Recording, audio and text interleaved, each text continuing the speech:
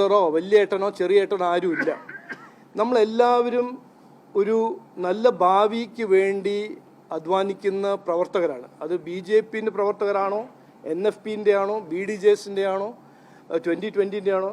ഞങ്ങളെല്ലാവരും ഈ ഇലക്ഷൻ കാണുന്നത് ഞങ്ങൾക്ക് ഈ ഒരു പൊസിഷൻ വേണമെന്നോ അതിന് പവർ പിടിക്കണമെന്നോ, ഇതെല്ലാം ഒരു രാഷ്ട്രീയ ഒരു സംസ്കാരം എന്ന് പറഞ്ഞാൽ കോൺഗ്രസിൻ്റെയും ലെഫ്റ്റിൻ്റെയാണ്.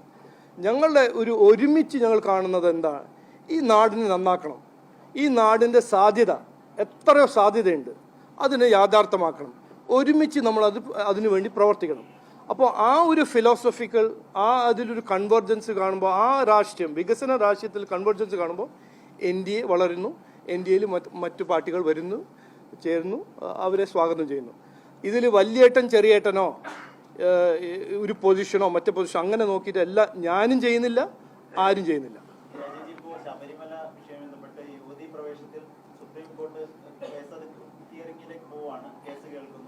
അല്ല, ഇതിനെ കുറിച്ച് ചർച്ച ചെയ്തിട്ട് അതിൽ വരാം. എന്തോ നോക്കൂ, ഇതെല്ലാം നടക്കും, പേടിക്കണ്ട. ഇലക്ഷന് മുമ്പ് ഇതെല്ലാം ഞങ്ങൾ പൂർത്തിയാക്കും. ഇത് ആരാണ് ഈ സാധാരണ അങ്ങനെ ഏത് ഇലക്ഷനിൽ അങ്ങനെ നടന്നിട്ട്? ഇതൊന്നും ഞാൻ പറഞ്ഞില്ലേ, ഒരുമിച്ച് ജയിക്കണം എന്ന് ആണ് ഞങ്ങളുടെ ലക്ഷ്യം. ഒരുമിച്ച് ഒരു സീറ്റ് ജയിക്കാനല്ല, 2 സീറ്റ് ജയിക്കാനല്ല. ഞങ്ങൾ ഇപ്പോൾ മുമ്പോട്ട് പോകുന്നത് ഭരണത്തിൽ മാറ്റം കൊണ്ടുവരാനും രാഷ്ട്രീയ സംസ്കാരത്തിൽ മാറ്റം കൊണ്ടുവരാനാണ് ഞങ്ങളുടെ ലക്ഷ്യം. അപ്പോൾ ഇതിൽ ആർക്കും സംശയം ഉണ്ടാകാൻ പാടില്ല. ഒരുമിച്ച് ഞങ്ങൾ തീരുമാനിക്കും. 140 സീറ്റിൽ കാൻഡിഡേറ്റ്സ് ഉണ്ടാവും, വിന്നബിൾ കാൻഡിഡേറ്റ്സ് ആയിരിക്കും. നമ്മളെല്ലാവരും ഒരുമിച്ച് ഇരുന്ന് അത് തീരുമാനിക്കും. അതിൽ പേടി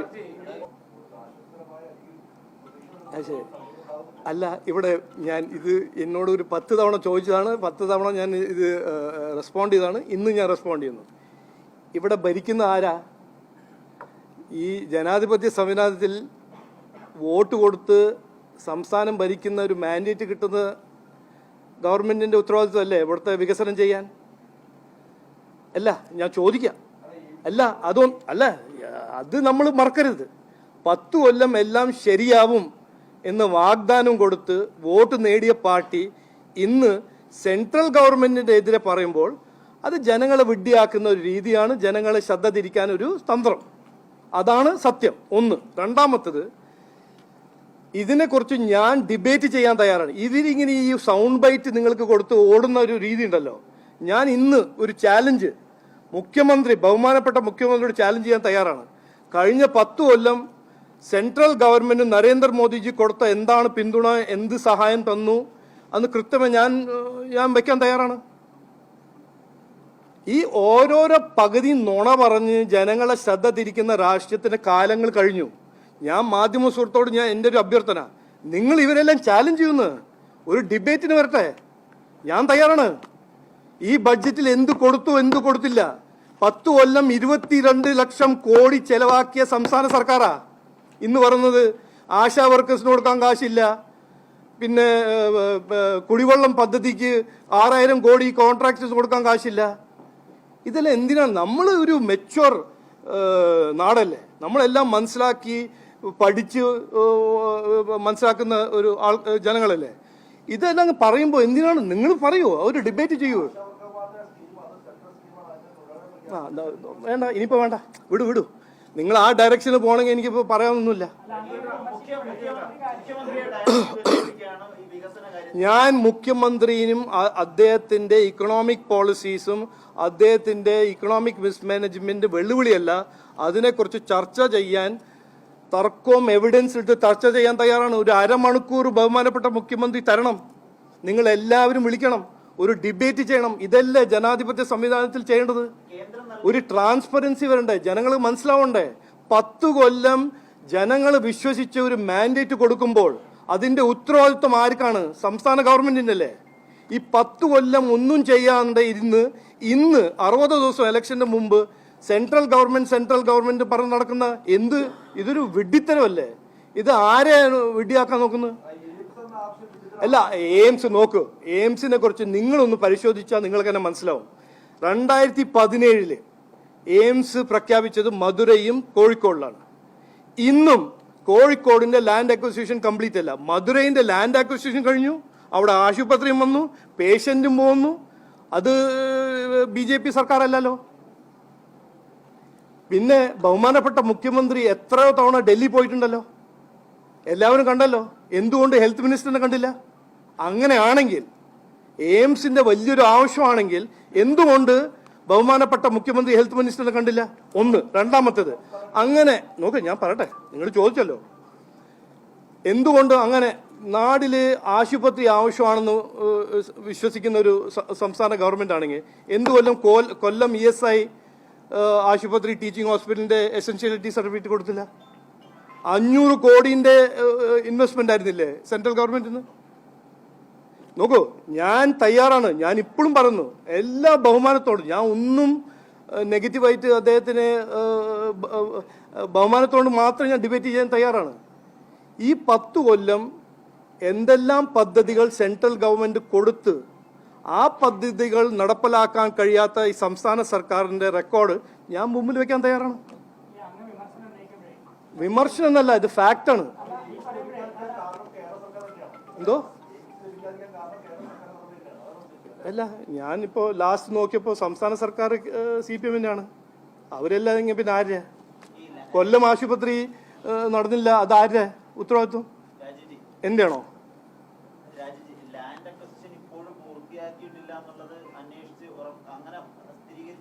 അല്ല, അതാണ് സെൻട്രൽ ഗവൺമെന്റ് കിട്ടിയ ഫീഡ്ബാക്ക്. അല്ലെങ്കിൽ അദ്ദേഹം അവിടെ പോയിട്ട് പറയില്ലേ? അല്ല, ബഹുമാനപ്പെട്ട മുഖ്യമന്ത്രി കഴിഞ്ഞ 4 മാസം എത്ര തവണ ഡൽഹി പോയി, എത്ര തവണ ഹെൽത്ത് മിനിസ്റ്ററിനെ കണ്ടു ഒന്ന് ചോദിക്കൂ. അങ്ങനെ ഒരു എമർജൻസി ഉണ്ടെങ്കിൽ അദ്ദേഹം ഹെൽത്ത് മിനിസ്റ്ററിനെ എത്ര തവണ കണ്ടു എന്ന് ചോദിക്കൂ. എയിംസിന് വേണ്ടി എത്ര തവണ സംസാരിച്ചു എന്ന് ചോദിക്കൂ.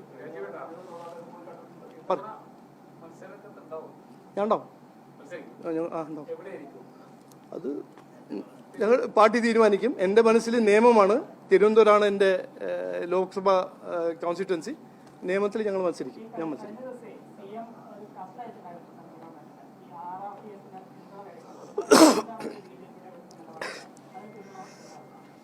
ഞാൻ ഒരു കാര്യം പറയട്ടെ. അല്ല, ഇനിയിപ്പോൾ മിസ്റ്റേക്ക് ഇല്ലേ,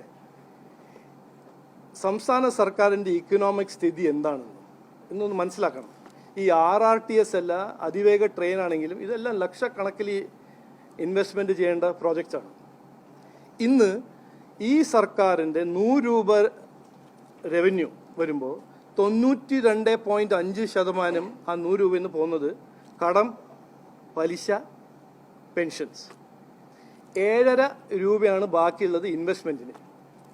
അതുകൊണ്ടാണ് ഇന്നും ജൽജീവൻ മിഷൻ അവർക്ക് പൂർത്തീകരിക്കാൻ കഴിയുന്നില്ല. എന്നിട്ടാണ് അവർ അതിവേഗ ട്രെയിൻ ചെയ്യാൻ പോകുന്നത്. അല്ല, പിന്തുണ കൊടുക്കാൻ തയ്യാറാണ്.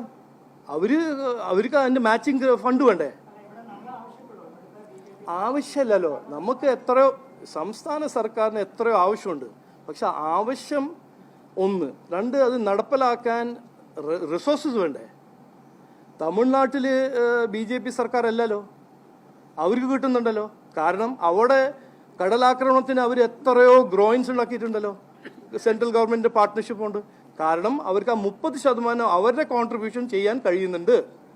ഇവരതിന് കാശില്ല. ഇതാണ് സത്യം. ഇതൊന്നും മനസ്സിലാക്കണം.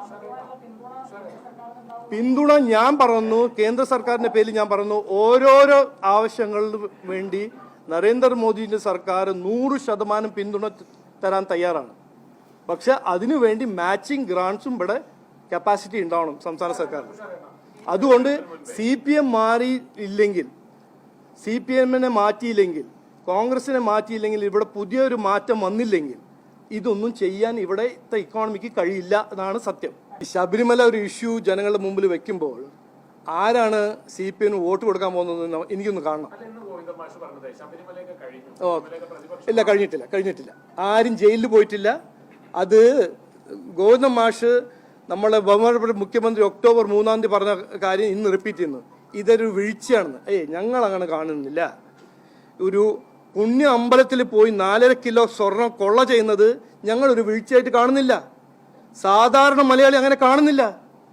ഇത് കഴിഞ്ഞു തന്നെ പറഞ്ഞ് നടക്കുന്ന MV ഗോവിന്ദൻ മാഷോട് ഞാൻ പറയാൻ ആഗ്രഹിക്കുന്നത്, ഇത് കഴിയുന്ന എപ്പോഴറിയോ?